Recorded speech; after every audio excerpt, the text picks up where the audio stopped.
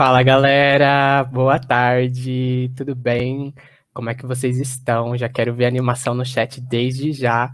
Começando me apresentando aqui, muito prazer, sou o Vitor Bedum, atual presidente aqui da Fórmula Consultoria. Fazendo minha audiodescrição para vocês, sou um homem branco, estou usando um headset preto, uma camisa cinza, atrás de mim tem um fundo branco com uma cortina ao meu lado, meio laranja, meio amarela, por aí. Estou super animado, queria dizer para vocês que hoje é o último dia de evento, então já vai chamando a galera que vocês sabem que foram convidadas e que estão aqui batendo carteirinha todos os dias, que eu quero ver essa live lotar, porque eu me senti famoso nos últimos dias e quero me sentir famoso hoje de novo, tá bom? Mandem aí a animação no chat. Lembrando que Semana Fórmula acontece uma vez por ano, então aproveitem que hoje é o último dia. Sabe que é o último dia? Sim, é hoje. Tudo que é bom acaba cedo, mas a gente está super feliz com o evento. Gostaria já de agradecer os patrocinadores do evento também, que fazem tudo isso ser possível. Então, agradecer ao Instituto Racine, agradecer a Cosmetologia, agradecer a Voito, agradecer a IBAP, agradecer a ArtMed, e como o evento é tudo de bom, não podia faltar também a Tudo Diverte. Então, agradecer a todo mundo. E já tem uma pessoa super especial aqui na tela junto comigo. Dona Natália. E aí, Nath, como você tá? Como que tá a animação? Oi, gente, vocês estão me ouvindo direitinho? Tudo Sim. certo? Bom, prazer, como o Vitor me apresentou, meu nome é Natália, eu sou assessora de conteúdo da Semana Fórmula e também fazendo minha autodescrição. Eu sou uma mulher branca, meu cabelo é comprido, né? Ele é castanho escuro, preto. Eu uso óculos, né? Óculos grandes, assim, né? Retangulares. Estou usando um brinco prateado e o meu fone é mais ou menos assim, um azul clarinho. E o fundo aqui é mais ou menos um lilás, uma cor assim meio esquisita. Mas muito prazer, galera. Eu estou muito ansiosa para esse último dia. Como o Vitor falou, tudo que é bom dura pouco. Então vamos aproveitar cada segundo, né, desse último dia que vai ser mega interessante. Nath, e vem cá, eu já tô muito ansioso para descobrir qual que é a linha lúdica de hoje, do evento de hoje. Então conta um pouquinho pra gente como que foi preparado esse terceiro e último dia, como que tá a linha lúdica, o que a gente vai ter hoje, conta que eu tô super ansioso. Ah, eu também estou super ansiosa, porque assim, esse momento é o mais esperado, né? Falar de carreira, falar de oportunidades, a gente sempre gosta, né? Tanto dentro da universidade quanto fora da universidade. E o nosso propósito hoje é falar além da universidade, além das barreiras da universidade, porque a gente dentro da universidade, a gente acaba se atendo muito a fazer as matérias, a fazer o currículo básico. E o nosso intuito hoje é justamente trazer oportunidades, trazer possibilidades dentro da universidade e também fora da universidade, saber um pouco do mercado de trabalho.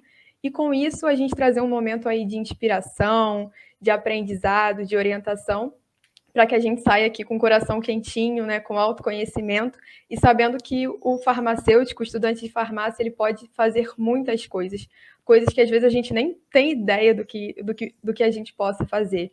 Então é também buscar um pouco, né, do nosso protagonismo, né, dentro da nossa profissão e também explorar outras áreas que a gente nem faz ideia que existam. E assim, você me perguntou o que tem de bom hoje, né? Então, para começar assim, esquentar um start assim maravilhoso, a gente tem o Fábio, né? Que ele também vai trazer diversas experiências dele, né, na área da farmácia enquanto farmacêutico. Ele tem um diferencial muito legal, né? Porque ele já participou, né, de missão no Haiti. Então, assim, a gente nunca pensou que o farmacêutico pudesse fazer esse tipo de trabalho, esse trabalho tão bacana, um trabalho humanitário. Em seguida, a gente tem a Paula, que também traz um pouco dessa noção, né, do farmacêutico no exterior, essa questão de intercâmbio, mentorias, consultorias, né, como o farmacêutico ele pode vivenciar esse mundo aí do exterior, o que ele pode fazer lá fora. Seguido, né, a gente tem a Amanda, que vai falar um pouquinho para a gente do LinkedIn, né? Até na palestra do primeiro dia de marketing farmacêutico, né, foi tocada a importância do LinkedIn hoje em dia para a gente se conectar, para a gente desenvolver networking também. Então, assim, é muito importante, vai ser incrível. E para fechar, assim, a cerejinha do bolo, assim, eu tenho um carinho muito grande por esse momento, que é a mesa redonda, né, onde a gente vai poder ter contato com 4 pessoas, né, sejam elas ainda estudantes da farmácia ou já formados, que vão trazer um pouco a visão do mercado de trabalho e também do mercado de estágios, né? Aquelas dicas, aquelas coisas maravilhosas que a gente sempre aguarda, né, para saber como a gente pode se preparar melhor para os processos seletivos. Então, assim, o dia está riquíssimo e eu só estou muito ansiosa já para começar. Não sei O você, dia diz aí. O dia tá lindo, eu tô super ansioso. Acordei hoje já sorridente. Faz chuva aqui em São Paulo, mas mesmo assim estou super feliz porque eu sabia que hoje era o último dia da SF e eu tô muito animado. Cadê a galera animada no chat? Tô vendo o número aqui subir, vou aproveitar o meu momento de fama para fazer publicidade para vocês. Então, quem não segue ainda o Instagram, @formula_consultoria, conheçam mais a nossa empresa júnior da Faculdade de Farmácia da UFRJ e também sigam o Instagram do evento, @Semana Fórmula. Fiquei sabendo que hoje ainda tem sorteio, não acabou os sorteios, então prestem atenção. Prestem atenção também ao longo das palestras, ao fim, para poder responder a lista de presença, para vocês não perderem o certificado também. Já tô vendo aqui a Vanessa tá falando que tá super animada, a Yane tá falando que quer ir pro exterior, então Yane, você está no lugar certo, é aqui que a gente vai conversar sobre isso. O Gabriel tá ansioso, então é isso. Mandem no chat como é que vocês estão. E Nath, eu vou fazer uma pergunta para você. Você que está organizando o evento, com uma galera aí por trás, conta pra gente um pouquinho quais foram os principais desafios de fazer essa SF desse ano. Eu acho que assim, o principal desafio de todos é ser totalmente remoto, né? Então, se já começa o desafio porque a gente não tem aquele calor humano e aquela famosa, aquele coffee break que a gente ama. Eu amo coffee break. Eu sempre ia nos eventos pensando já no coffee break.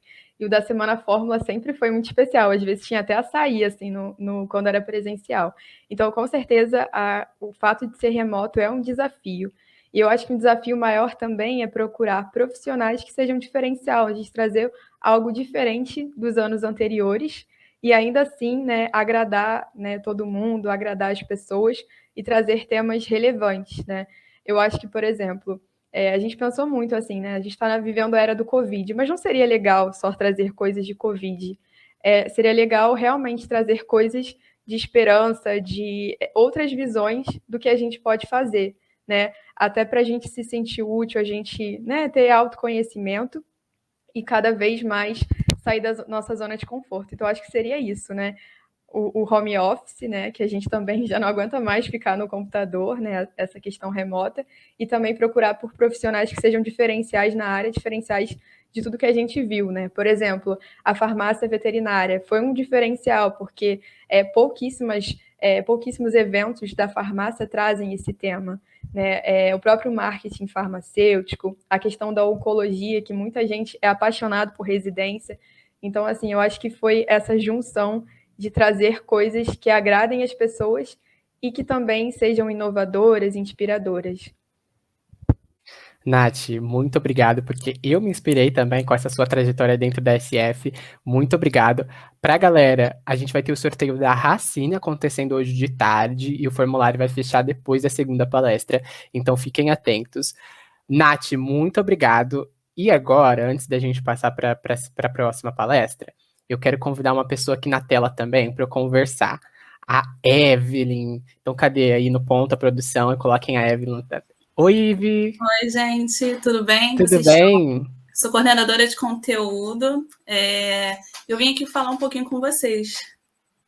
Muito bom, Ivi. E aí, a pergunta que eu fiz para a Nath, eu vou fazer para você também. Você, como coordenadora de conteúdo desse grande evento, conta pra gente rapidinho um desafio aí que você teve. Ai, gente, eu acho que para a gente, assim, de conteúdo, o maior desafio é encontrar os palestrantes perfeitos, como estão sendo agora na Semana Fórmula, né? Para mim, nem tanto o EAD foi tão difícil. Para mim, eu amei, né? Porque aí a gente pode chamar tantos palestrantes de tantos outros países, né? Então, para mim, foi mais encontrar eles e se encaixar tão bem como se encaixou na Semana Fórmula. Muito bom, Ivi. A galera aqui já tá ansiosa, querendo conhecer o Fábio. Então, eu já vou me despedindo de vocês. Volto mais tarde junto com a Nath para a mesa redonda. A gente vai estar junto nesse momentinho final. Mas agora fiquem aí com a Ivi. Ela vai contar um pouquinho para vocês sobre como vai ser essa próxima palestra. E a gente se vê já já, tá bom? Beijos, abraços para todo mundo. Tchau, tchau, gente. Então, gente, é impossível falar de diferentes possibilidades e caminhos como farmacêutico e não pensar no nome de Fábio Ferracini. Nosso primeiro palestrante do último dia de evento personifica o significado de proatividade, determinação e solidariedade.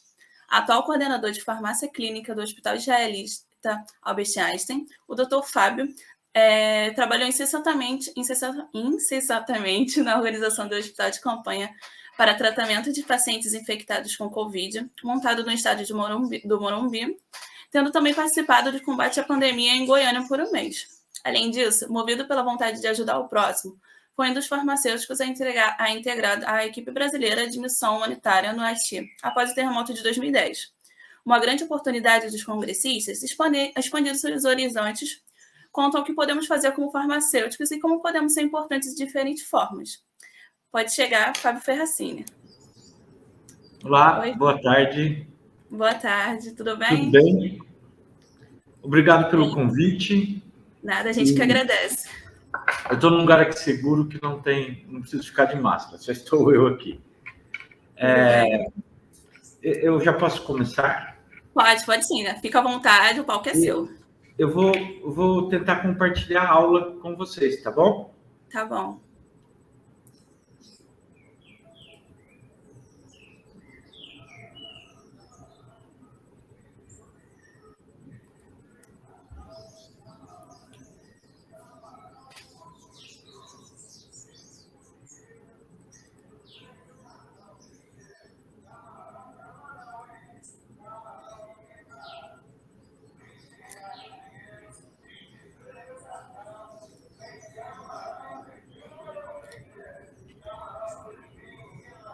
E aí, gente, contem enquanto ele vai tentando compartilhar como é que vocês estão ansiosos, porque eu tô aqui a mil com o Fábio. Comentem aí no chat. Compartilhou a tela com vocês? Ainda não, aqui não apareceu não. Aqui tá. Apareceu, peraí. Apareceu? Foi. Agora foi. Foi. Só que eu não estou enxergando ela. Agora foi. Foi? Então, foi. Só não está no modo apresentação. Isso, agora está, né? Isso. Então tá bom. Pessoal, boa tarde. Desculpa aí eu ter demorado aqui para compartilhar a tela. Queria agradecer o convite aí da Semana Fórmula e é um prazer eu estar aqui com vocês.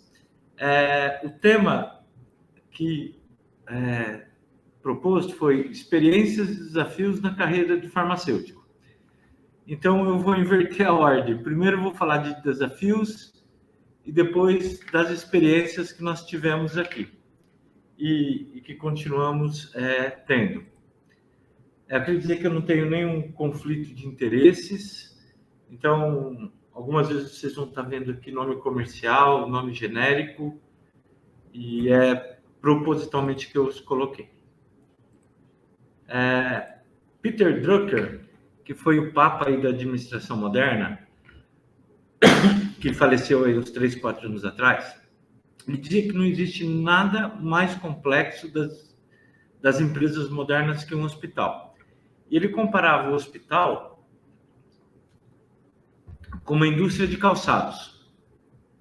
E ele falava assim, que numa indústria de calçados, se eu cortasse uma sola 35 e um couro 41, para fazer o sapato, o setor de acabamento ia notar que estava sobrando muito couro. E se fosse o contrário, eu cortasse uma sola 41 para um couro 35, não ia dar para costurar. Então, que os erros são facilmente detectáveis. Já um doente, quando que ele entra no hospital, ele vai passar aí, no mínimo por 5 profissionais. E todos com conhecimentos distintos.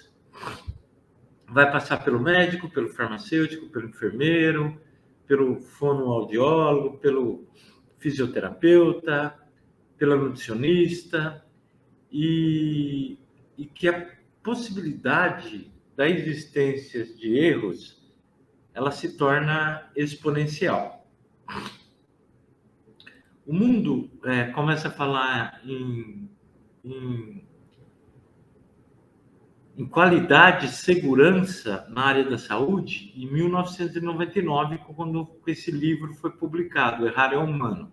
Nesse livro, eles falavam que 98 pessoas morriam anualmente devido a erros de profissionais da assistência e que lesões não intencionais associadas à terapia medicamentosa afetavam mais de 1,3 milhões de pessoas por ano nos Estados Unidos.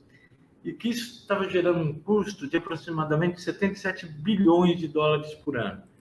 E que atingiu um número entre 60 mil a 140 mil pacientes.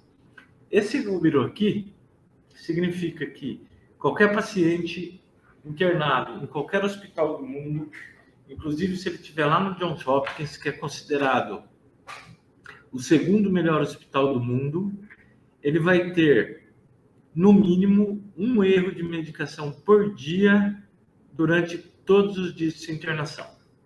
Em 2013 foi publicado este artigo na revista Patient Safe, que agora o número não era mais de 60 mil a 120 mil, era o número de 400 mil pessoas por ano. Esse número aqui significa que qualquer paciente internado em qualquer hospital do mundo, ele vai ter no mínimo 4 erros de medicação por dia durante todos os dias de sua internação. Seria fantástico se os hospitais colocassem uma placa, né? Seja bem-vindo. Aqui você terá no mínimo 4 erros de medicação por dia durante todos os dias de sua internação. Estima-se que 1,3 milhões de pessoas são atingidas anualmente e que os gastos são de 42 bilhões de dólares. Isso daqui significa quase 1% do total das despesas de saúde no mundo. Imagina se nós, como farmacêuticos, evitássemos esses erros, quantas mais pessoas poderiam ser salvas. Segundo a Sociedade Americana de Farmácia Hospitalar, dos erros de medicação, 39% acontece no ato da prescrição, 12% na transcrição, 11% na dispensação e 38% na administração de medicamentos. Eu não estou enxergando, vocês estão me ouvindo? Estamos sim, tá ótimo aqui. Tá ótimo. Tá. Tudo bem, então. Vamos lá. Segundo esse estudo publicado pelo Johns Hopkins, eles analisaram mais de 857 mil erros de medicação. E o número deles foram muito parecidos. Na prescrição 23, na transcrição 22, na dispensação 9, na administração 44 e no monitoramento dos medicamentos 2%.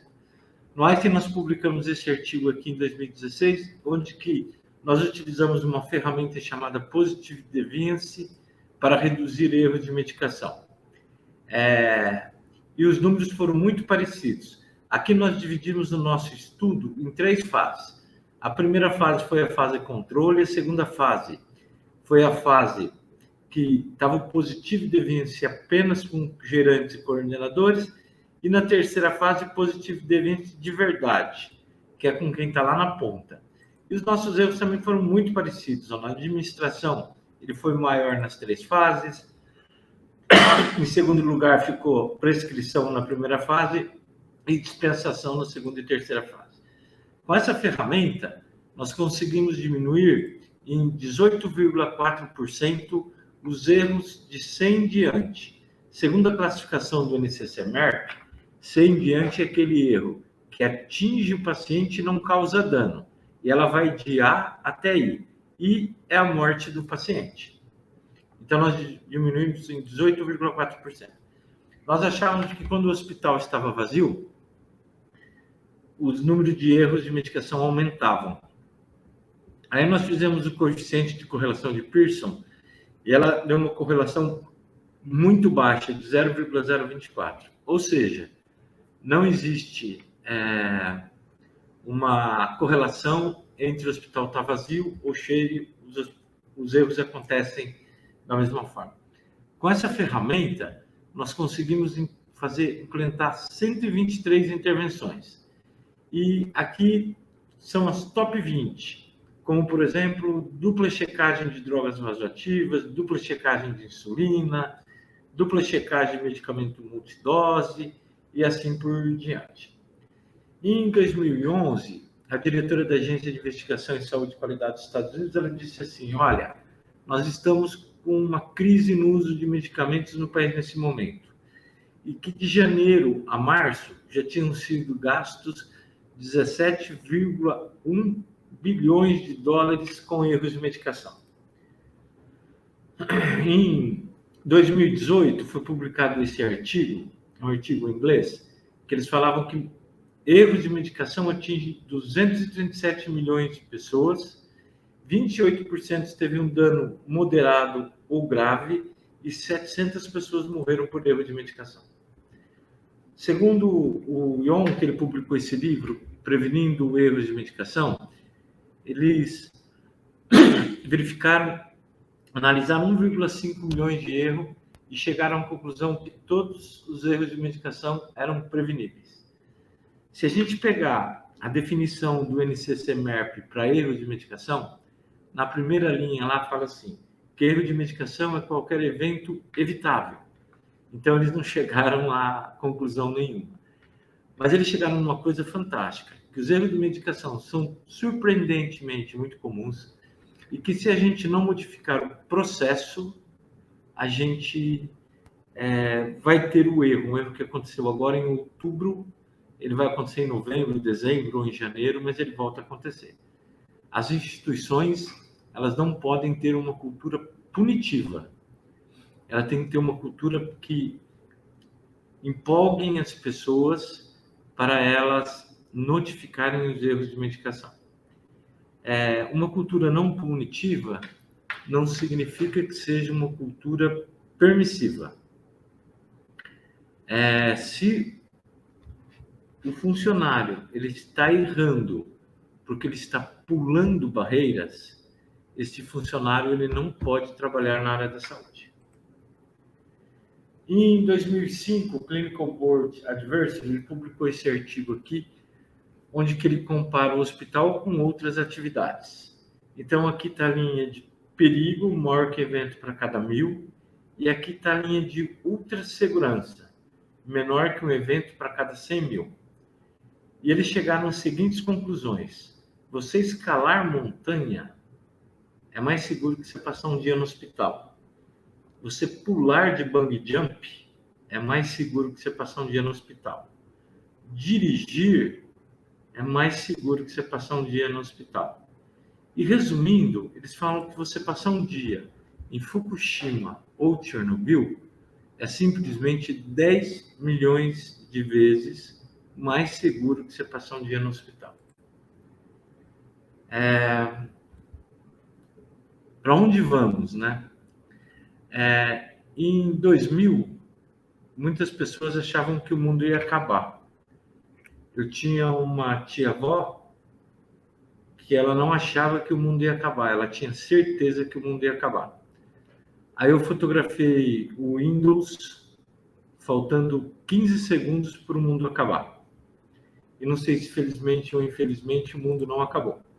E nós entramos na área da ciência.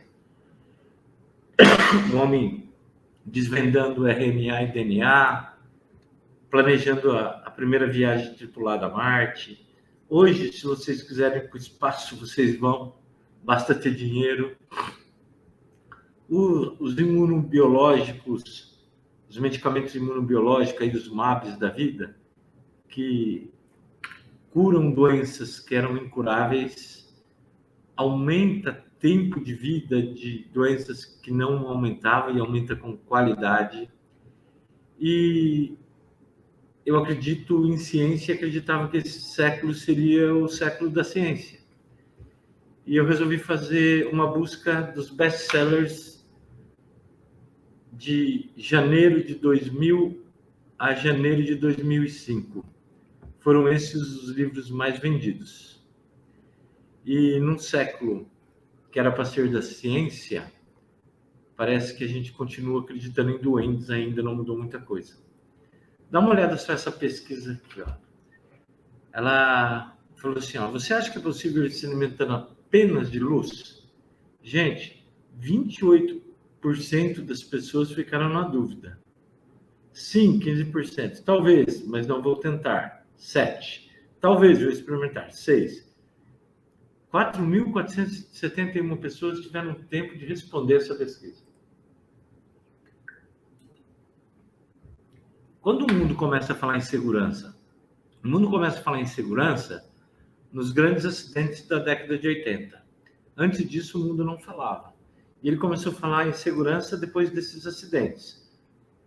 O vazamento de gás isocianato de metila do União Cardip em Bhopal, na Índia, que deixou 8 mil pessoas mortas e 22 mil pessoas cegas em uma única noite. Do derramamento de petróleo de 41 milhões de litros no Alasca, em 89, e o acidente da plataforma Piper Alpha no Mar do Norte, que, pelo que a gente vê aqui, não dá para ver que não sobrou ninguém. E na área de saúde, começa a se falar em segurança em 1999. Antes disso, a área da saúde não falava em segurança. Isso não é no Brasil, não, é no mundo todo. E para vocês terem uma ideia, olha como que errar é humano. Abrir o abdômen é sempre mortal. Hipócrates. Olha como errar é humano. Não acredito que alguém pagaria para ter estado em casa. Thomas Edison. Olha como errar é humano. O mercado mundial para computadores é um número entre 5 e 6. Thomas Watson. Então, errar é humano mesmo.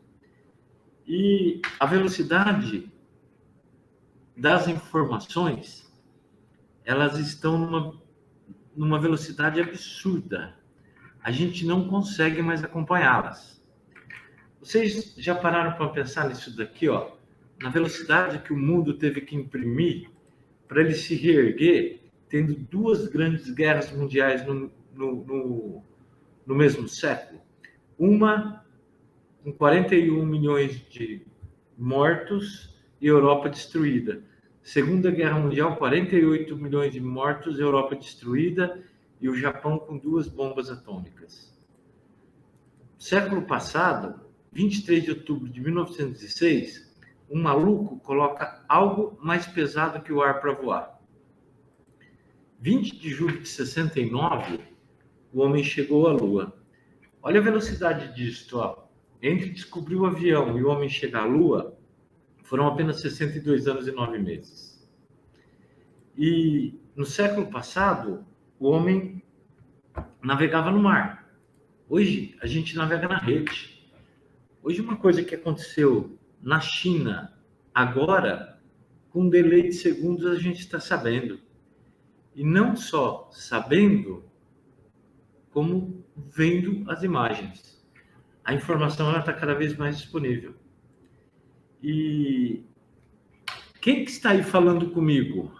Que eu não te vejo. Oi, sou eu, Evelyn. Me escuta? Oi? Escuto. Como você chama? Evelyn. Evelyn, precisava de um favor seu. Pode falar. Você podia me responder quando que foi o tsunami da Indonésia? Nossa, não sei. Fala um mês. Só um mês eu quero. Abril. Abril, você acertou. Parabéns. Não, dezembro. Que susto. E o tsunami do Japão? O terremoto do Japão, do Haiti? Eu vou estar mais perto de dezembro, talvez. Dezembro. Foi também dezembro? Você acertou. Janeiro. Gente. E o tsunami do Japão?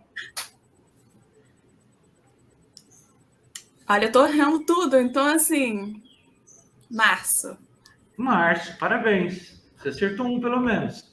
Pelo menos um. A gente não lembra mais das coisas, tá vendo? Sim. Tanta informação, que a nossa cabeça não lembra mais de nada. Ninguém lembra desse menino aqui, né? E todo mundo devia lembrar. Se alguém lembrar dele, pode me falar, mas a gente não lembra. Esse menino aqui foi aquele menino que matou Marcelo Pesseguini, que ele matou os 2 pais aqui em São Paulo. E a gente garante que se alguns lembraram, foram poucos. O Ayrton Senna, que morreu aí há 27 anos atrás, ele nunca falou num celular. Ele nunca passou um e-mail. Sabe por quê? Não tinha.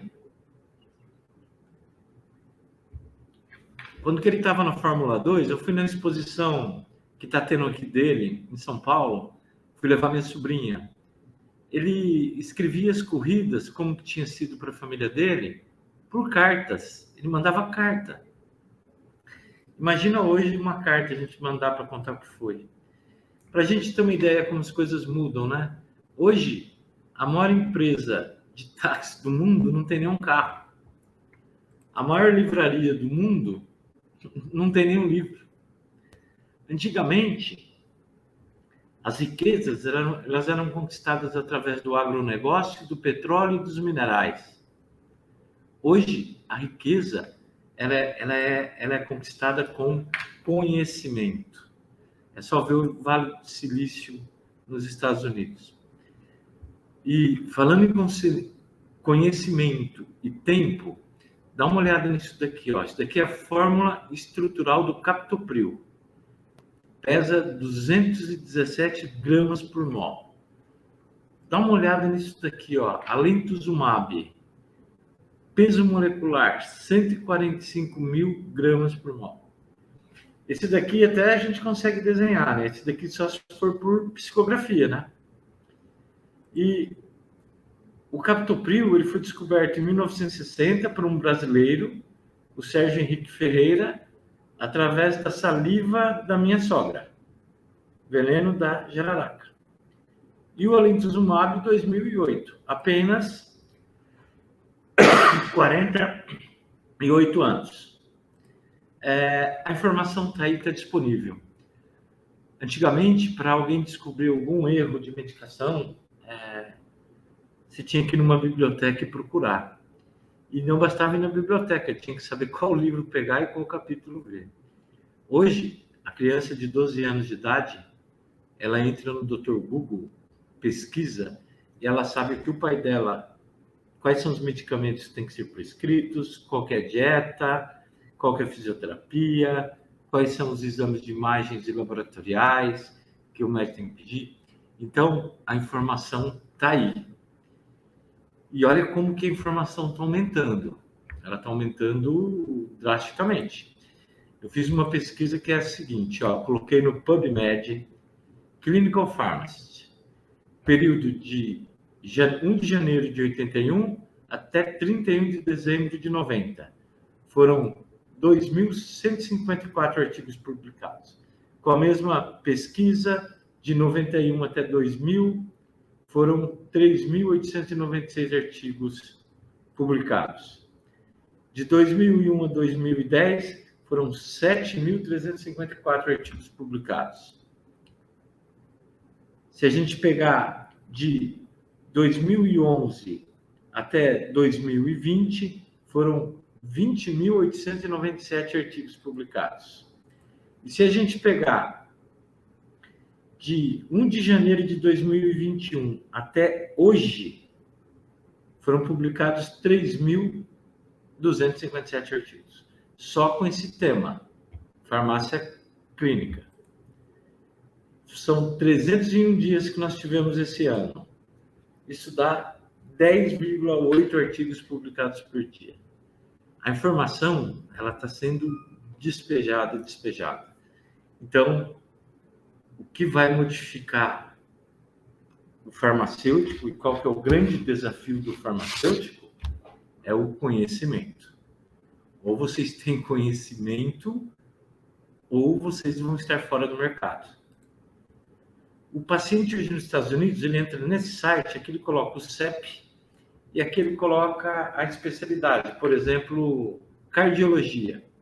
Esse CEP, ele varre todos os hospitais próximos ao CEP e traz os índices de segurança do hospital. Taxa de queda, taxa de hipoglicemia, taxa de infecção da corrente sanguínea associada a catéter venoso central, taxa de úlcera de pressão, taxa de hipoglicemia, taxa de hiperglicemia, taxa de infecção associada à cirurgia limpa, e de tal maneira que o paciente ele pode escolher o melhor hospital para ele se tratar.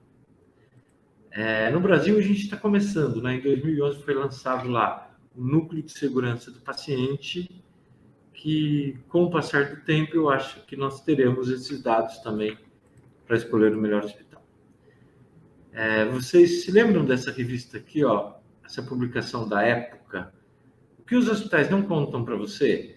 Infecções, erros grosseiros, amputações desnecessárias, as armadilhas que se escondem sobre a face tranquilizadora da medicina moderna. Um guia para defender... eu fiquei imaginando quando que um leigo leu essa revista, quando eu digo leigo, assim, um advogado, um engenheiro, com certeza ele achou que era mais seguro pular de bungee jump do que ficar internado no hospital. E os erros, eles acontecem, e sempre que acontecem vem esse sentimento de culpa, né?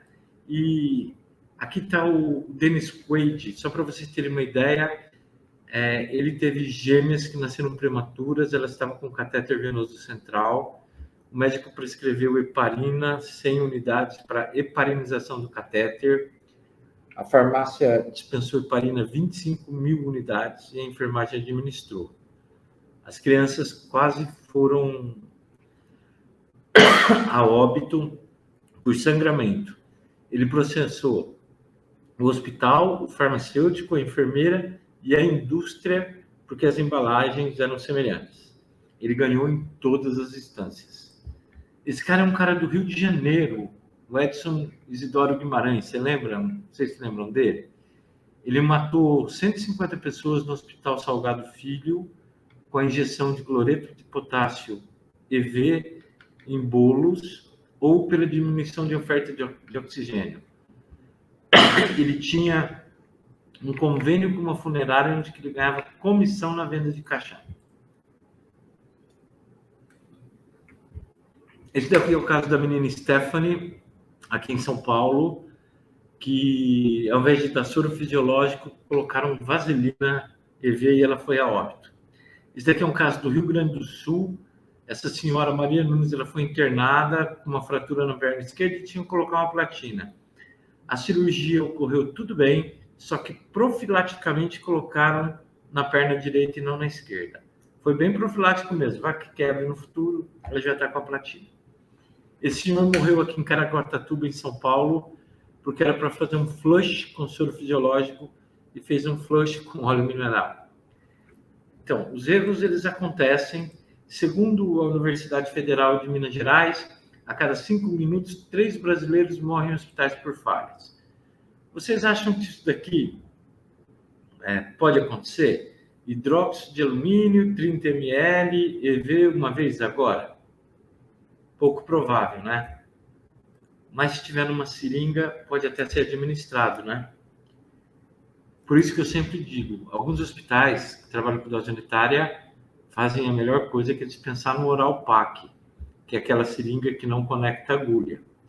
Aí acaba o oral pack na instituição, aí para não parar de mandar já na dose prescrita, eles colocam numa seringa. E aí a gente está falando assim para a enfermagem. Enfermagem, por favor, faça isso na veia. E no Brasil aconteceu uma morte em 2015. Esse daqui é um caso aqui do Einstein. Essa menina chama Júlia Lima. Ela se internou aqui com 27 anos, com um coágulo numa veia, e o médico usou um fibrinolítico chamado alteplase com anticoagulante heparina, isto no centro cirúrgico, para dissolver esse coágulo, esse trombo que ela tinha. E saindo do centro cirúrgico, ele resolveu manter por mais 24 horas.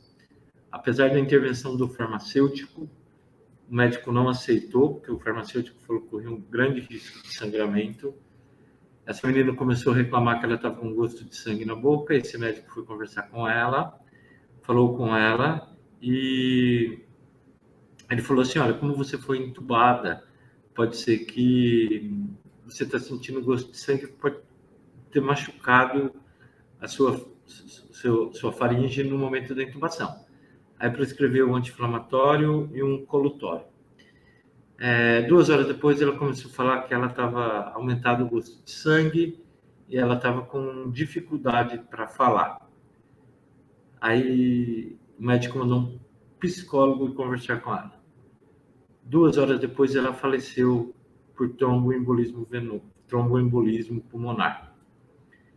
Depois disso, a gente mudou todos os nossos protocolos, fizemos o código hemorrágico, e hoje o farmacêutico ele tem um empoderamento para não deixar esse tipo de pressão acontecer.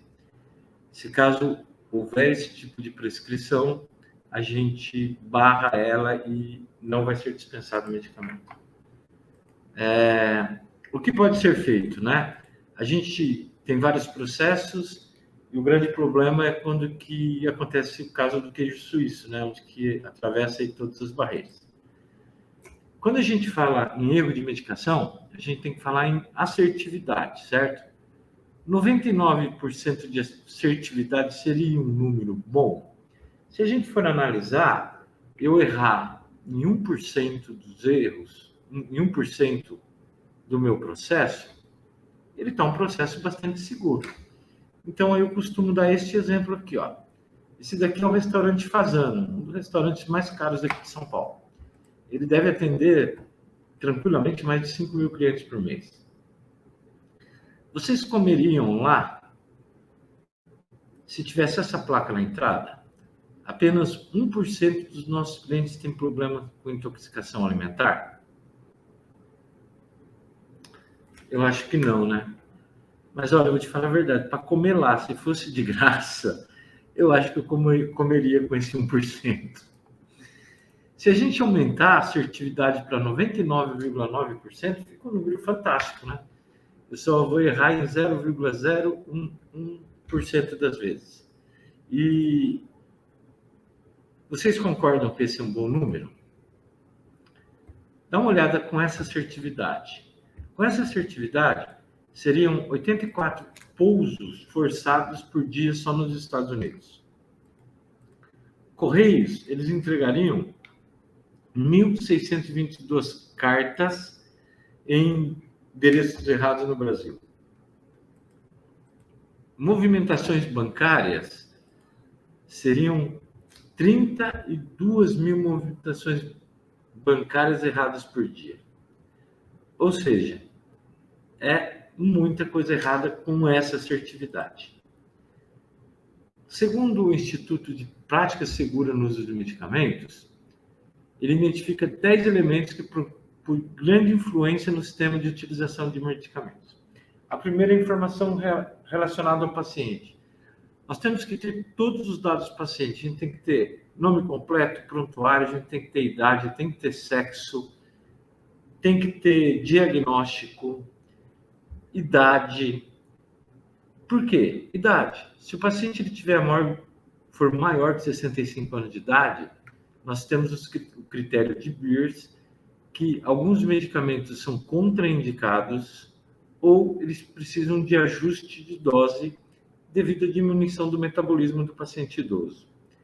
Se for mulher, para a gente saber se ela é grávida, a gente tem que saber a idade também, porque se é criança, se for criança, a dose ela tem que obrigatoriamente estar prescrita por miligrama por quilo.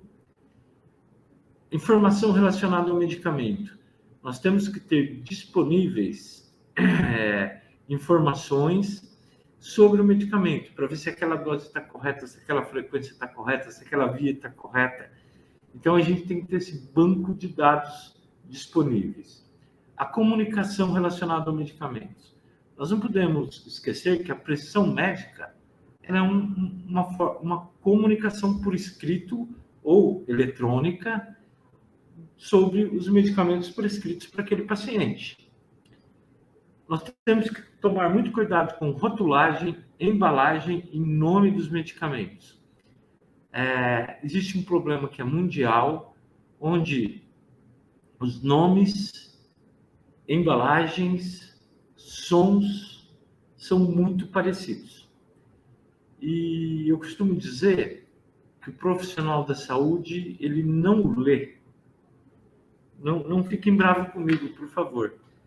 Ele não lê e, quando lê, entende errado. Tem mais essa também. Mas não fiquem bravos comigo, que depois eu vou mostrar isso para vocês. A gente tem que ter cuidado com a dispensação, como que a gente armazena esse medicamento, se ele é termolado, se ele está de 2 a 8 graus Celsius, ter cuidado com a padronização de medicamentos. O SMP fala que quanto menor a padronização é melhor. Evitar a padronização de medicamentos com mais uma dose. Por exemplo, se a gente pegar o Captopril, tem 6,25, 12,5, 25 e 50. A gente tem no máximo uma dose padronizada no hospital. Que alguns medicamentos, obrigatoriamente, eles necessitam de dispositivos para a administração deles.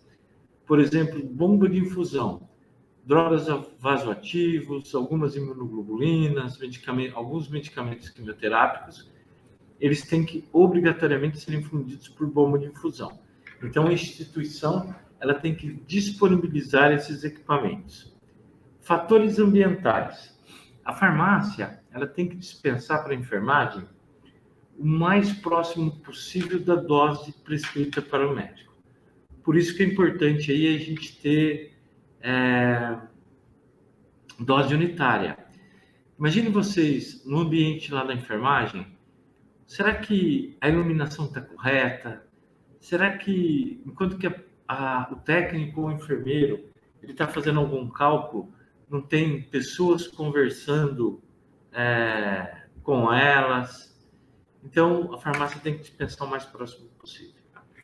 Ter a educação, competência e treinamento dos profissionais da saúde, com todos os processos e as melhores práticas baseadas em evidências. Educar o paciente, fazer o paciente participar ativamente do processo de medicação. Ele ter acesso à prescrição médica dele, acesso ao prontuário, para ele saber qual medicamento está prescrito para ele confirmar junto com o profissional que vai administrar se aquele medicamento que está prescrito é realmente que ele está recebendo. E rever todos os processos aí de qualidade para não termos barreira. Se vocês não conhecem, esse daqui foi o último manual que nós publicamos no Einstein. Se vocês não conhecem o manual farmacêutico do Einstein, entrem lá no Google e digitem Manual Farmacêutico Einstein. Ele é gratuito e ele tem inúmeras informações sobre medicamentos. Tem dose para paciente adulto, para pediátrico, para neonatal. Tem se o medicamento pode ser dado na amamentação, se pode ser dado para mulher grávida. Reações adversas mais relevantes. Tem 3 tabelas de diluição. Tem medicamentos em falta no mercado, tem antídotos. Tem muita informação lá para vocês. Nós também já publicamos 4 livros. Esse daqui é a Prática Farmacêutica no Ambiente Hospitalar, que a gente publicou. Depois a gente publicou esse daqui, Farmácia Clínica, que com muito orgulho nós concorremos ao 50º Prêmio Jabuti. O último farmacêutico que tinha recebido o Prêmio Jabuti tinha sido Carlos Drummond de Andrade. E aí eu fui fazer uma pesquisa sobre o Drummond e eu vi o tanto que ele era bom. Nós também, para a nossa pós-graduação em farmácia clínica, nós fizemos esse manual de farmácia clínica para orientar o aluno. E também publicamos esse daqui, Atenção à Prescrição Médica, em 2014. Tudo no Einstein começa com a prescrição eletrônica. O médico ele insere a prescrição no prontuário eletrônico do paciente. E aí vem para essa central de atenção à prescrição, onde o farmacêutico vai verificar a prescrição médica. Ele, aqui, evidentemente, pelo código de confidencialidade, eu excluí o nome dos pacientes. Essa é a tela que o farmacêutico vai entrar aqui no nome do paciente. E aqui está falando, ó, que está em vermelho, você tem 11 minutos para liberar. O que está em roxo, você tem 30 a 60 minutos. O que está verde, mais de 1 hora. Então, isso para direcionar os farmacêuticos para fazer a liberação rápida. No Einstein não existe a dispensação de medicamentos sem o farmacêutico ter verificado a prescrição. Se ele não entrar aqui no sistema e falar essa prescrição está correta, ninguém enxerga essa prescrição médica. Então, não se consegue dispensar. Então, nesse local eu tenho farmacêutico 24 horas por dia. Ao todo, aqui no Einstein, eu tenho 75 farmacêuticos clínicos. Então, nesse setor aqui, eu tenho 9 farmacêuticos durante o dia e 7 em cada noturno. E tenho um farmacêutico clínico para cada unidade de internação. E os clínicos trabalham na unidade de internação, junto com o médico, junto com o enfermeiro, com o paciente. E aí o farmacêutico ele vai entrar aqui na prescrição, ele vai ver aqui a dose está certinha, está ceftriaxona, com soro fisiológico, Q12, né, de 12 em 12 horas. Quando o farmacêutico ele entra aqui, ele coloca qual que é o medicamento, qual que é o diluente e qual que é o tempo de infusão. Que hora que ele coloca isso, já vai ficar gravado aqui na prescrição médica para a enfermagem ver, inclusive o tempo de infusão. Que eu falei para vocês, né, que é o grande problema de grafias, nomes e embalagens semelhantes, que é um grande problema mundial. Dá uma olhada nisso daqui, ó. Fosefin 500 miligramas IV e IM. 1 grama IV e IM. As embalagens são muito semelhantes. E ainda a indústria, ao invés de ela colocar EV, ela coloca IV, que é para confundir com IM. O problema do diluente do IM é que o reconstituinte é lidocaína 1%. E se a gente fizer a lidocaína 1%, pode dar uma leve arritmia no paciente, que pode levar a uma leve parada cardiorrespiratória, que pode levar a uma leve morte do paciente. Mas tudo é leve. Nesse daqui, o nome da indústria da bolsa de soro é maior que o nome do medicamento. Olha só o perigo disso. Dá uma olhada. Fortases e Nacef. Cloreto de sódio 20%, cloreto de sódio 0,9%. Esse daqui mata. Kefox, Keflin. E esse daqui é o campeão, a Decadron e a Centron. É tudo igual, a dose é igual, os nomes são muito parecidos, os sons são parecidos. Esse é o campeão. Geralmente, vocês não vão pegar ou não pegam uma prescrição uma letra tão bonita assim, né? Geralmente a gente pega uma prescrição deste jeito aqui. E aí a gente comete um erro mortal. A gente não entende o que está escrito aqui. Só que eu li alguma coisa. Aí eu vou e pergunto para outro farmacêutico. O que você escreveu aqui? O que você lê aqui? Aí outro farmacêutico lê a mesma coisa que a gente leu. A gente falou, tá certo, nós dois lemos a mesma coisa. Não, gente, os dois podem ter lido errado. Os dois podem ter lido errado e o paciente ser alérgico. E aí a gente vai matar o paciente. Teve dúvida, gente? Sempre perguntem para o médico. Muitas vezes a gente vai perguntar para o médico, doutor, o que o senhor escreveu aqui? Aí ele tenta ler, e ele mesmo não entende o que ele escreveu. Aí ele fala, suspende que depois eu vejo. Como não dá para ler, eu gostaria que todo mundo lesse aí, eu vou ler aqui, também em voz baixa, mas gostaria que você leia. Você lê? Eu posso ler. Uhum. Então lê para mim, por favor. Cedo. O que significa para você? De manhã, cedo. E o que você lê aqui? Verão. O que significa para uma carioca verão? Praia. E o que você lê aqui? Leve. O que significa para você? Não é pesado, né? Não é pesado. Esse é o grande problema do profissional da saúde. A gente nunca lê, e quando a gente lê, a gente entende errado. Como que é seu nome mesmo, minha querida? Evelyn. Evelyn, o cedo não era de pela manhã, era de ceder. O verão não era de estação do ano era de enxergar. E o leve não era de peso, era de levar. Leva não, deixa ele.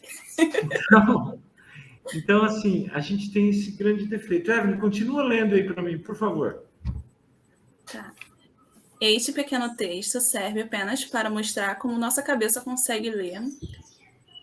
E, gente, essa parte não sei. Lasix no lugar de Lorax. Tranquilamente. Ó, não consegui, hein? Quando digo que lemos o que queremos, é justamente isso. Ler Losec no lugar de Lassique. Ou Cefuroxima ao invés de Cefuroxima. Ou ainda ler Captopril no lugar de Enalapril. Impressionante. Repare nisso. No começo estava meio complicado, mas nesta linha sua mente vai decifrando o código quase automaticamente, sem precisar pensar muito, certo? Pode ficar bem orgulhoso disso. Sua capacidade merece parabéns. Parabéns, Evelyn. Continua para mim. Lê aí para mim. De acordo com uma pesquisa da Universidade de Harvard, não importa em qual ordem as letras de uma palavra estão, você consegue ler. Aí pode ler Cluvalin no lugar de Clarentin e matar o paciente. Em caso de dúvidas, espere e confirme. Sempre confirme com o médico. Tá vendo que a nossa cabeça tem capacidade de fazer? Ela consegue ler isso daqui, que é uma emaranhada de letras e números, numa cor horrível, numa disposição horrível. E aí eu embaralhei todas as letras, a gente consegue ler sem problema nenhum. E o que você enxerga aqui, Evelyn? Um pato. Um pato. Então... Às vezes um coelho. Então, ó, se a gente vê da esquerda para a direita, aqui está o bico do pato e aqui está o olho do pato. Se a gente for ver da direita para a esquerda, aqui está a boquinha do coelho, aqui está o olho dele e aqui está a orelha. O que vocês vão dispensar para o paciente aí, Evelyn? Pato ou coelho? Aí a gente pergunta para o médico, né? Exatamente. No caso de dúvida, sempre pergunte para o médico. Imagina se você dispensa o pato para ele e ele é alérgico a pato, era um coelho. Sempre pergunte para o médico. Dá uma olhada nisso daqui, ó. Captopril, Enalapril, cloropropamida, cloropromazina, carboplatina, cisplatina. E se a gente for para nome comercial, a confusão é exatamente a mesma. Ó. Benadryl, Bricanil, Retemic, Renitec, Claritin e Clavulin. Isso daqui é um beta-lactâmico. Isso daqui é um antialérgico. O médico prescreve para uma criança de 8 anos de idade Claritin. E a farmácia pega e dispensa Clavulin. Quando o profissional de enfermagem ele pega a prescrição médica e ele lê lá Claritin, a hora que ele vai pegar o comprimido de Clavulin, em 99,9% das vezes ele vai ler Claritin e vai administrar no paciente. Porque o paciente for alérgico pode virar óbito. O que o SM fala para fazer e a gente faz é isso daqui, ó. Tá vendo o Tilex? A gente coloca o Lex em caixa alta. Quando o nosso olho vai ler isso daqui, o nosso cérebro vai para o Lex. Aí a farmácia dispensa Tilenol. O NOL está em caixa alta. Aí Lex e NOL são diferentes e aí a gente pode conseguir barrar o erro. Outra coisa que a gente faz aqui é tudo para o nome comercial, devido à cobrança. Então, aqui estaria o Renitec de 10, aqui estaria o Renitec de 20 e aqui estaria o Retemic. A gente faz isso daqui, ó. Opa! A gente tira da ordem. E aí, ó, a gente coloca um mapa. O mapa dessa semana fala assim para o funcionário, ó, você veio pegar o Retemic, ele não está aqui, agora ele veio parar aqui. Isso daqui faz com que tire o funcionário da zona de conforto, que ele não pegue sem pensar. Quando a gente faz isso, a hora que ele chega aqui, pô, o Retemic não está aqui, deixa eu ver onde que ele foi. Aí ele vem aqui, lê e vai procurar. Eu fiz ele pensar. Quando ele pensa, a possibilidade de erro menor. A gente identifica todos os medicamentos que nós consideramos de alta vigilância com a cor vermelha. Aqui eu trouxe o modelo de como nunca identificar um medicamento. Por exemplo, não administrar via oral. Em toda identificação de medicamento, a gente nunca pode usar negativas, porque senão eu leio isso daqui, ó, administrar via oral. Sempre usem afirmativas. Uso exclusivamente tópico. Que eu queria que vocês gravassem. Tem os 5 certos aí da administração de medicamentos, alguns falam 7, 9 certos, tem outros que falam 12 certos. Eu gostaria que vocês, a partir de hoje, colocassem mais 5 Ds na vida de vocês. O primeiro D é: a dose que foi prescrita está correta de acordo com a doença do paciente? O segundo D é: a dose que foi aspirada na seringa ou no que eu fiz na solução oral, está de acordo com a dose prescrita? O terceiro D é da diluição. Ela é apropriada? Ela é compatível físico-quimicamente? O quarto D é do delivery. Estou fazendo certo, entregando no lugar correto, na via, horário, diluente, volume, tempo de infusão? E o quinto D é do danger. Quem vai administrar essa droga sabe de todos os perigos dela. Imagine vocês como farmacêuticos que foi padronizado um medicamento novo, recém-lançado no mercado, e a hora que vocês mandarem para a enfermagem, vocês colocarem lá junto com o medicamento, colocar lá assim: olha, você vai reconstituir esse medicamento em 10 mililitros de água destilada, depois você vai diluir ele em 250 mililitros de soro fisiológico, e depois você vai correr ele em 3 horas. Olha, o que você tem que se preocupar? Você tem que se preocupar se o paciente começar a sentir rebaixamento do nível de consciência ou hipotensão postural, porque isso pode levar a uma parada cardiorrespiratória. Toda vez, primeira coisa, que a enfermagem vai ficar de olho nestes sinais. Se o paciente começar a sentir um destes sinais, na hora ela vai parar a infusão do medicamento e vai entrar em contato com vocês para vocês entrarem em contato com o médico. Imagine o tanto de vidas que vocês podem salvar fazendo isso. O que a gente tem que conhecer hoje quando pega uma prescrição médica? Isto é dever do farmacêutico clínico que trabalha em um hospital. Então, obrigatoriamente, tem que ter 2 identificadores. Nunca pode ser o leito.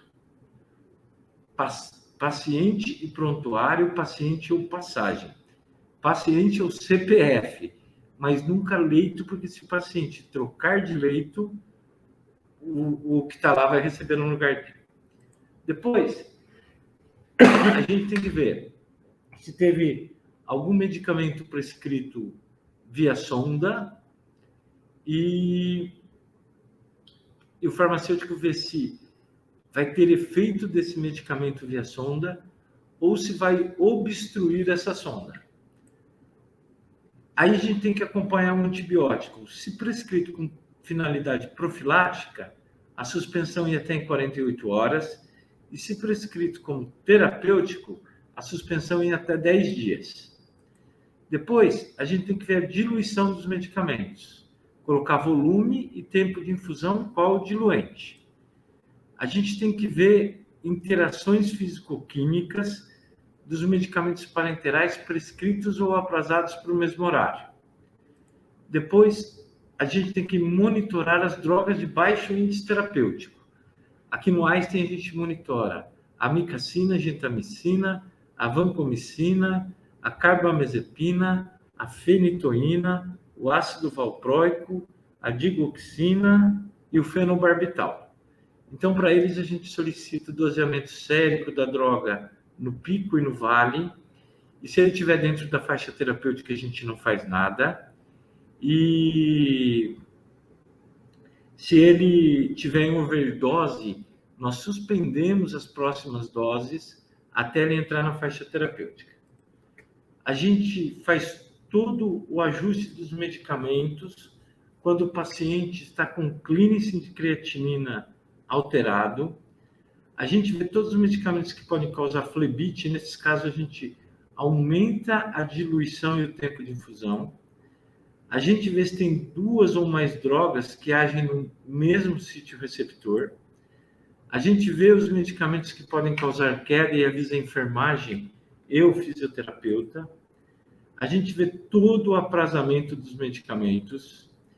A gente acompanha a prescrição de todos os opioides, quanto à constipação e quanto à dose. A constipação, a gente acompanha se o paciente está evacuando. Se ele parar de evacuar, no 3º dia, a gente entra em contato com o médico para prescrever um laxante e, se não resolver, um clíster de glicerina para evitar fecaloma. A gente acompanha também os opioides com doses acima de 36 miligramas dia dose correspondente da morfina.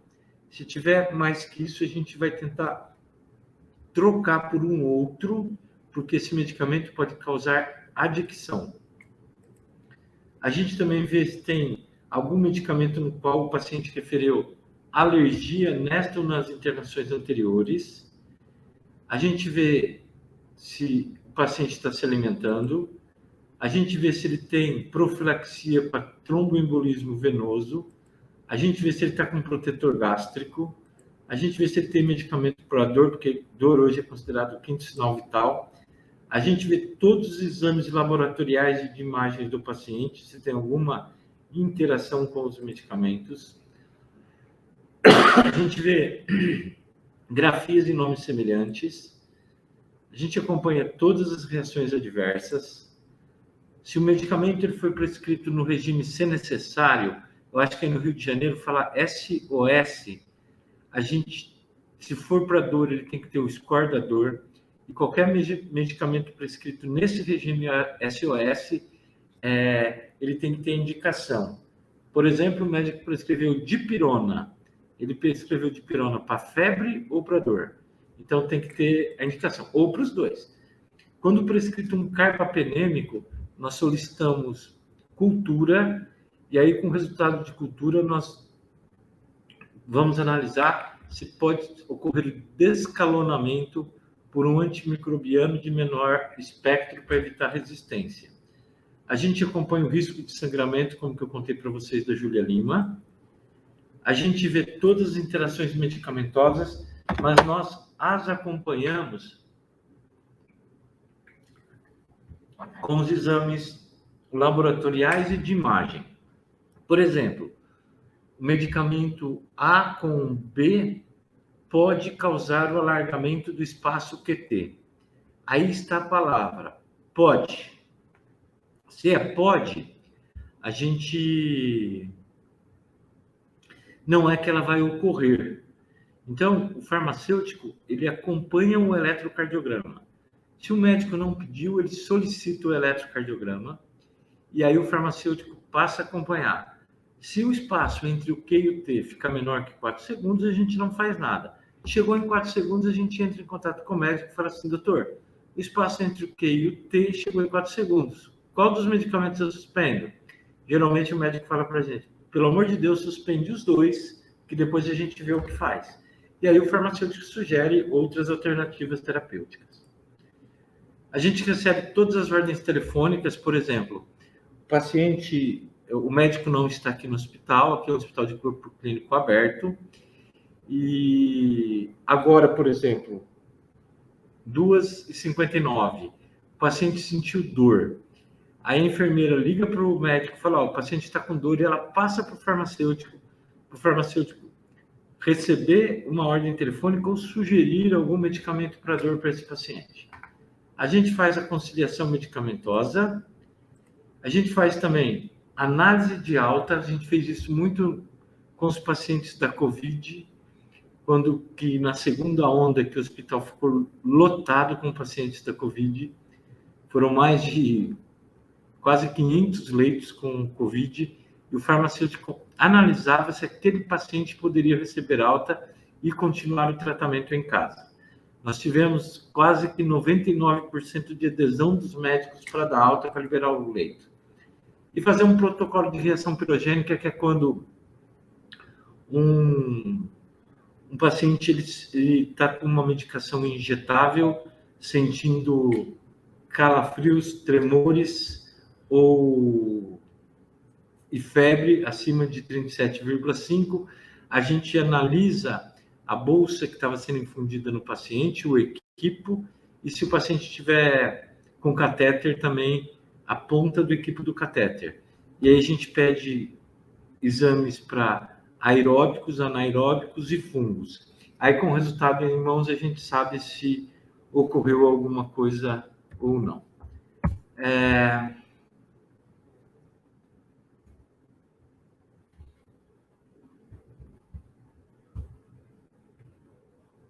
Opa, deu uma travada aqui.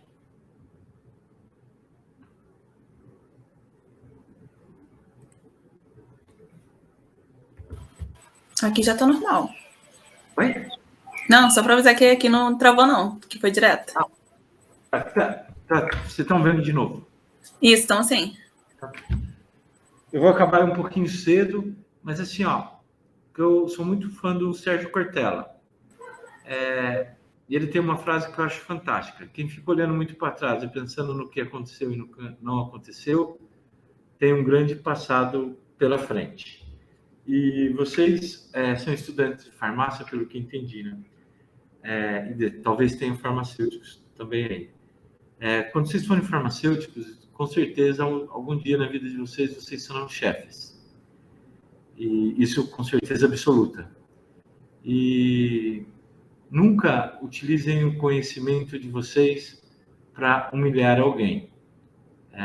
O conhecimento de vocês serve para encantar as pessoas, como diz o professor Cortella. Esta aqui é a minha cidade, por isso que eu tenho esse sotaque tão ruim, cheio de R's puxando. É uma pequena cidade do interior do estado de São Paulo, fica a 650 quilômetros daqui, e aqui dá para ver quase toda a cidade. Isso aqui é o principal local da cidade, a praça e a igreja. E o meu pai faleceu há 9 anos atrás, e aí eles trocaram o nome da praça, que chamava Presidente Kennedy, e colocaram o nome do meu pai, que eu sinto muito orgulho. E aqui estão meus contatos para vocês. E eu vi que você falou do Haiti e do Pacaembu. Eu não trouxe essa experiência porque não iria dar tempo de eu falar. Mas se vocês um dia quiserem, eu posso. É só vocês me convidarem que eu conto essa experiência tanto do Hospital Pacaembu, tanto do Haiti para vocês. Olha, Fábio, 40 minutos eu consigo contar. Olha, Fábio, a gente queria te agradecer muito, foi incrível essa palestra, e aproveitando que você já quer contar um pouco sobre isso, a gente dá uma oportunidade, que tem muita gente perguntando no chat sobre isso, e a gente queria saber um pouco também sobre a experiência que foi lá no Haiti, como é que foi, também pela questão dos erros que também tem, né, por causa da dificuldade do acesso pós-terremoto. Então, se você puder falar um pouco sobre ela, a gente agradeceria. Eu falo. Só vou pegar a aula aqui, tá? Peraí. Tá bom. A gente tem ainda 15 minutinhos de palestra, mais 15 de dúvidas. Tá eu tento falar 15 minutos aqui, peraí. Tá bom.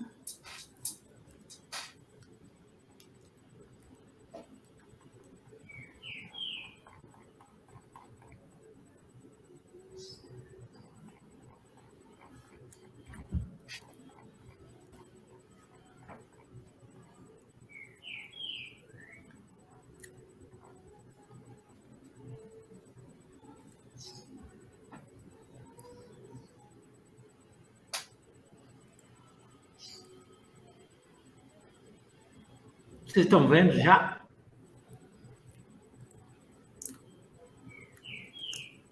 Não. Estou procurando aqui, ainda não apareceu, não. Peraí. Compartilhar. Agora vai. Peraí.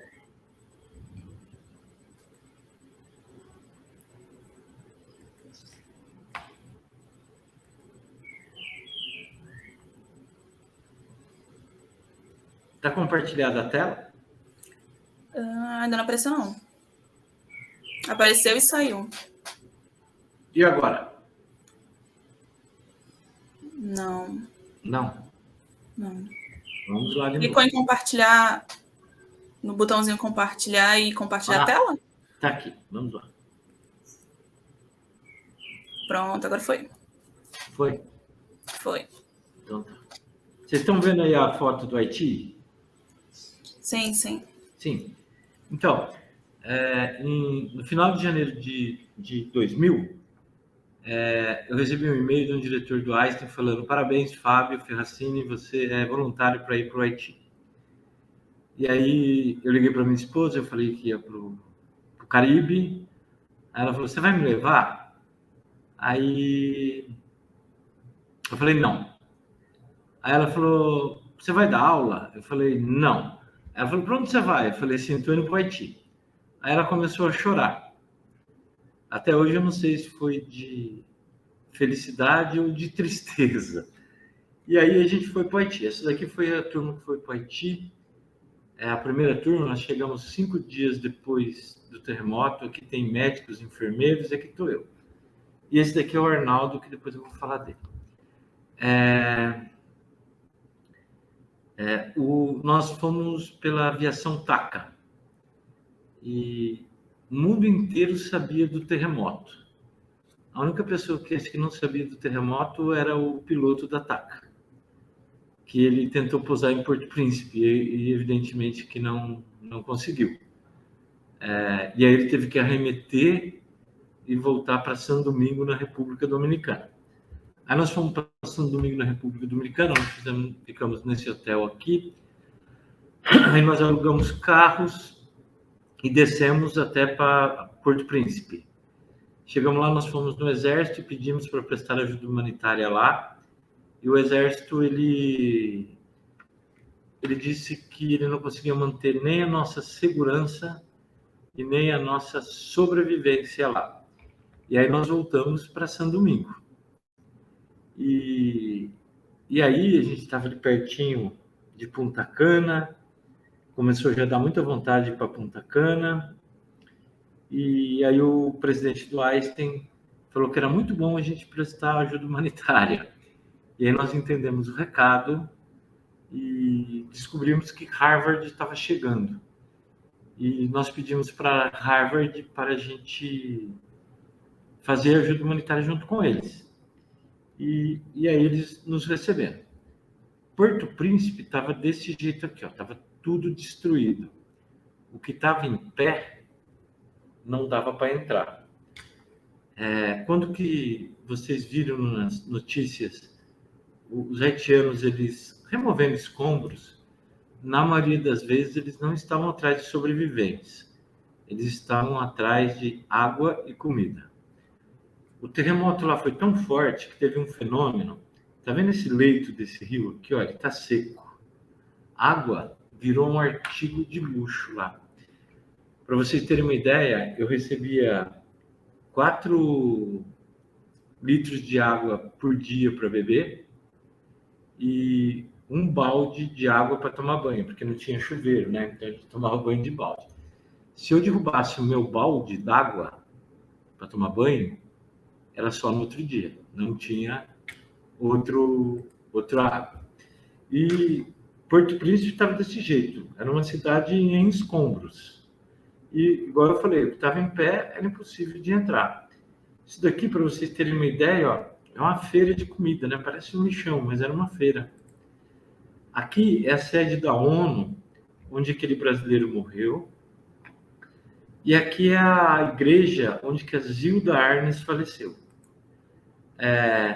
Então, nós chegamos junto com Harvard. A gente ficou numa cidade chamada Font-Parisien, que ficava a 7 quilômetros de Porto Príncipe. E nós chegamos lá do zero. Então, a gente começou desde montar as barracas. E lá a gente faz de tudo. Não existe serviço que não possa ser feito. Essa daqui é a barraca onde que a gente dormia. Lá, desculpa, lá em fevereiro, a sensação térmica que a gente tinha lá era de 50 graus Celsius, e para entrar dentro dessa barraca durante o dia era impossível. E durante a noite a temperatura despencava, mas despencava muito. Ela vinha para 49 graus Celsius, 49,5. Então, para dormir era bem tranquilo. Isso daqui, gente, é um culto voodoo. Sabe os bonequinhos? A maioria dos haitianos tem esse tipo de religião.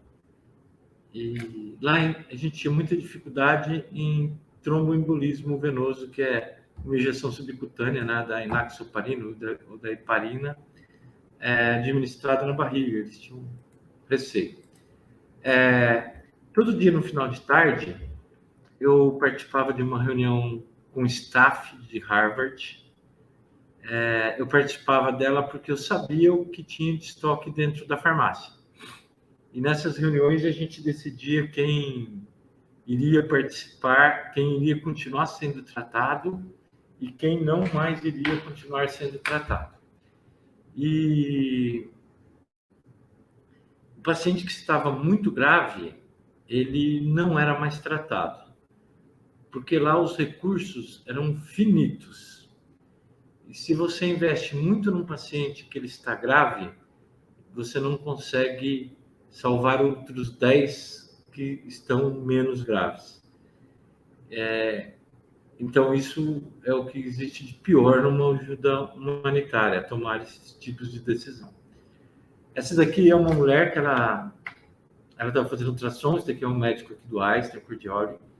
Ela estava fazendo ultrassom e ela teve que fazer um parto normal, sem anestesia. Por quê? Porque não tinha anestesia para ela, não tinha anestésico. Correu, graças a Deus, tudo bem com o parto normal dela. O único detalhe é que foram trigêmeos, tá vendo? Os pacientes, a maioria, chegavam desse jeito aqui, olha. Esse daqui é um braço que vai ser amputado, esse daqui é as costas de uma haitiana, tá vendo? Então, o peito dela. Era assim que chegavam os pacientes. Esse daqui eram os 2 centros cirúrgicos, 2 salas cirúrgicas. Eles funcionavam 24 horas por dia e nós tínhamos estes geradores aqui de eletricidade que colocavam eletricidade em alguns locais do campus. Por exemplo, onde que a gente ficava na barraca, não havia eletricidade, era só lá para os pacientes. Os pacientes chegavam de Porto Príncipe através dos helicópteros da Força Aérea Americana e era um atrás do outro.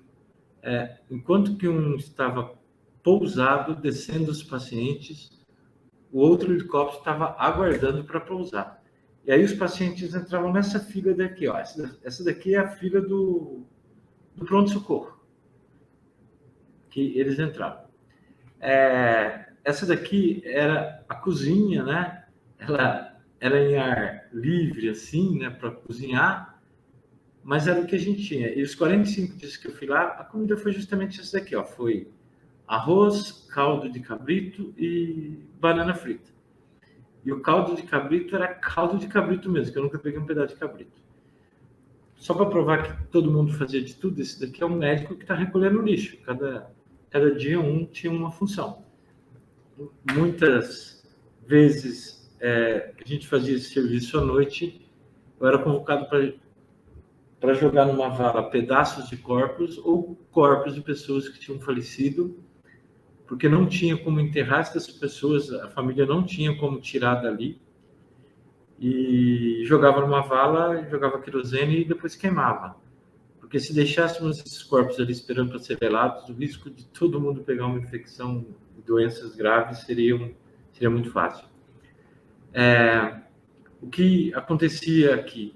O paciente ele vinha de helicóptero da Força Aérea Americana e ele tinha direito a 3 refeições por dia e um banho de balde ou de leito, dependendo do caso, por dia. E os familiares, eles vinham a pé. E os familiares não tinham direito a nada. nem a água, nem a comida, nem a nada. E a doutora Hillary, que ela é chefona lá de Harvard, ela é especialista em catástrofes, ela deixou bem claro para todo mundo que se alguém desse alimento ou água, a pessoa ou a delegação seria mandada embora na hora desta ajuda humanitária, desse hospital de campanha. Por quê? Porque ela falou que se a gente desse ajuda humanitária, acabava porque nós seríamos invadidos e saqueados. E aí acabava a ajuda porque a gente não ia ter condições de fazer nada, que seríamos saqueados. Esse daqui é o jeito que eu peguei a farmácia, era tudo doação, a gente não tinha... Estava tudo bagunçado. E aí a gente foi ajeitando, aí eu coloquei... Não tinha prateleira, né? E nem pallet também. Eu coloquei por ordem alfabética de classe farmacológica. E por quê? Porque se o médico prescrevesse, por exemplo, tramadol e eu tivesse morfina, ia morfina. Se ele prescrevesse dipirona e eu tivesse cetoprofeno, ia cetoprofeno. Era o que a gente tinha no momento. Isso ficava fácil para todo mundo saber qual medicamento substituía o outro, porque estava ali no chão. Num dado momento, eu cheguei para o Arnaldo, que é o engenheiro lá, e falei: Arnaldo, se eu conseguir uma grana na reunião da tarde lá com a doutora Hillary, a gente já está há mais de 20 dias aqui, a gente até agora não falou no Brasil. Se eu conseguir uma grana, você não consegue ir para São Domingo e comprar lá o que for necessário para você instalar uma antena de Wi-Fi aqui para gente? Ele falou: opa, deixa comigo. Aí eu consegui a grana, ele foi, comprou e ele instalou o Wi-Fi. Eu lembro também, acho que foi no 23º dia, que eu consegui falar com a minha esposa. E naquela época, a única coisa que a gente conseguia falar era pelo Skype. E aí eu lembro quando que ela me viu, né, eu a vi, e a gente não tinha feito nenhum tipo de comunicação até então. A única coisa que eles recebiam a notícia diariamente do Einstein é que estava tudo bem. E aí, quando eu fui com ela, ela começou a chorar de novo. Aí, até hoje, ela não me contou se foi de felicidade ou de tristeza. Passou alguns dias, eu conversei com o Arnaldo, falei: Arnaldo, se eu conseguir grana, você não consegue colocar o Wi-Fi em todo esse hospital de campanha? Aí ele falou: Fábio, o que está acontecendo com você? O haitiano que está aí, ele não tem celular, ele não tem dinheiro para nada, ele não tem dinheiro para comprar água, para comprar comida. Você acha que ele vai ter um celular? Eu falei: não, Arnaldo, se eu conseguir a grana, você coloca? Ele falou: coloco. Antes disso, a gente já estava começando a identificar os pacientes com nome e prontuário. E o prontuário eu desenvolveria aleatoriamente no Excel, era uma ordem sequencial. E aí você vai lá no Dr. Google e fala assim: como imprimir números em código de barras do Excel. Aí você consegue imprimir os números em código de barras. E eu comecei a identificar todos os pacientes com código de barras e nomes. Aí eu tinha pulseira de identificação do paciente. Eu tinha Wi-Fi. Todo mundo tinha um celular. Aí eu e um americano, nós desenvolvemos um programinha muito ridículo no Excel, que era para o médico fazer a prescrição dele lá. E aí o médico ele escaneava o código de barras do paciente e aí entrava na prescrição médica. Ele digitava a prescrição e a hora que ele finalizava a prescrição, ela saía impressa aqui nessa farmácia. Então, isso aqui foi um sistema tupiniquim de prescrição eletrônica num lugar onde não tinha nem água nem comida para se comer direito. Essa é a doutora Hillary, é o dia que ela está me mandando embora, porque lá só podia ficar 7 dias, eu fiquei 45. Nesse dia ela falou que tinha um carro da embaixada americana me esperando na entrada, que era para pegar minha mala, com calma, despedir das pessoas, e que era para eu voltar para São Domingo, e que a minha passagem estava no criado do mudo do hotel, e que era para eu descansar, que o meu voo só era no outro dia, que era para eu ter um dia de descanso para voltar para o Brasil. E me agradeceu muito por tudo que eu fiz, e como troféu ela me deu esse negócio aí de plástico que eu tenho como troféu mesmo, e que está na parede da minha casa com muito orgulho. Aqui é para provar que todo mundo tinha um código de barras. O haitiano, ele adora futebol. E nos fins de tarde, eu resolvi montar um time das crianças do Haiti contra os americanos. A gente colocava pedras e jogava futebol. Eu escolhi os americanos porque era para ganhar deles mesmo, não era para perder. Esse menininho aqui, ele era o Poidi, ou é o Poidi, eu não sei. E ele virou o meu melhor amigo lá. Aonde que eu ia, ele me seguia. Do hospital de campanha para onde ficavam as barracas, tinha uma linha imaginária onde os haitianos não podiam ultrapassar, era proibido eles ultrapassarem aquela linha imaginária. E esse menino ficava o dia inteiro comigo, ele só falava crioulo, e nós conversávamos através de gestos, mas a gente se entendia perfeitamente. E quando os colombianos foram embora, aí acho que no Rio de Janeiro vocês falam biscoito, aqui em São Paulo a gente fala bolacha. Era aquele biscoito redondinho com recheio doce no meio. Eles fizeram a conta e deu 2 bolachinhas para cada criança, 2 biscoitos. O Poidi, quando que ele ganhou as 2 bolachinhas dele, eu tinha falado para os colombianos, né? Olha, se vocês derem comida e a doutora Rita ficar sabendo, vocês vão ser mandados embora. Eles falaram, Fábio, a gente já está indo, mas as crianças não vão sair daqui, só para essas crianças. Beleza. Esse menino, ele pegou as 2 bolachinhas dele, uma ele agarrou firmemente na mão esquerda dele e embrulhou com a mãozinha dele. A outra ele veio correndo na minha direção para me dar a bolacha.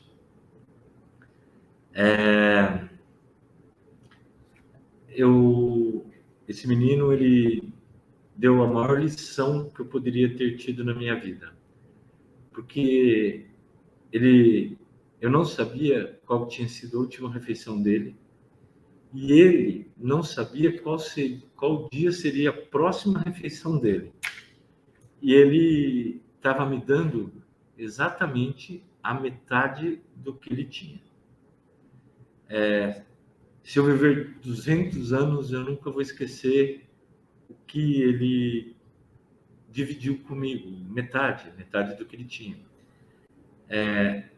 Hoje eu divido muito mais do que eu dividia antes, e tenho certeza absoluta que eu divido muito menos do que eu deveria dividir. Para terminar, esse daqui é o Kiki. Esse menino, ele ficou 18 dias soterrado em Porto Príncipe, e aqui é quando que ele saiu, que parece que ele saiu aí como comemorando um gol num jogo de futebol, e eu digo que ele voltou aí para terminar o jogo da vida dele, que se ele estiver vivo, se Deus quiser estar, não deve estar nada fácil.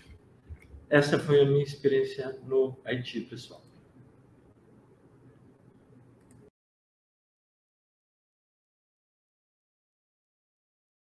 Não sei nem mais o que falar de tão emocionada que eu fiquei. Ai, desculpa.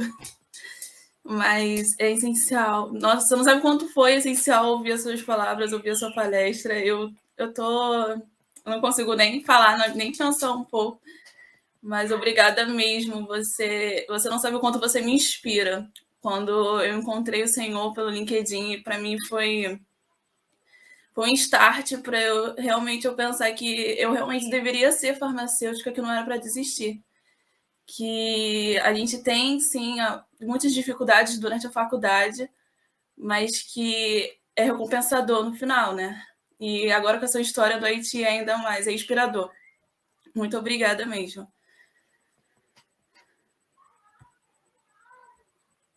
Ele saiu? Eu não sei, ele caiu, né? Tá aí? Gente. Acho que ele caiu, né, gente?